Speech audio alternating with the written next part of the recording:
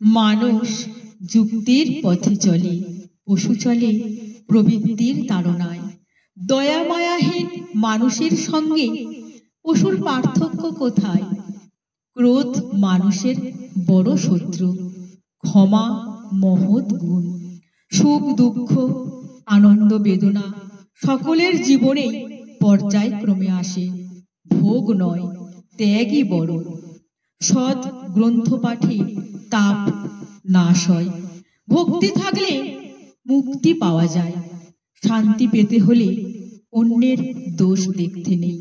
মানুষ অতীতের ভুল থেকে শিক্ষা গ্রহণ করে, আর অতীতের কথাই মানুষের মনকে বারবার তাড়া দেয়।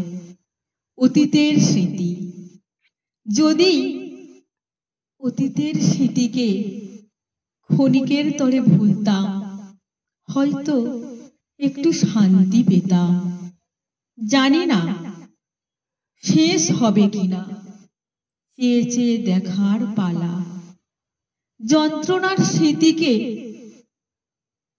কখন স্মরণ নেব না সারা বেলা। পাঁচটা মানুষের যেমন করে জীবন কাটিয়ে দেয়, এলোমেলো মনকে বোঝাতে চাই সে যেন বিশ্বপিতার স্মরণ নেয়।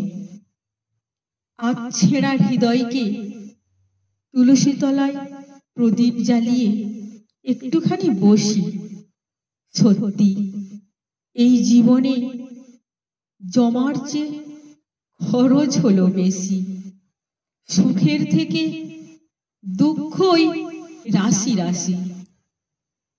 আপন ভেবে যাদের ভালোবেসেছি, আমাকে ক্ষত বিক্ষত করে তারাই হলো সবচেয়ে খুশি। বন্ধুরা, আপনাদের কাছে একটা লাইক ও সাবস্ক্রাইব আশা করি।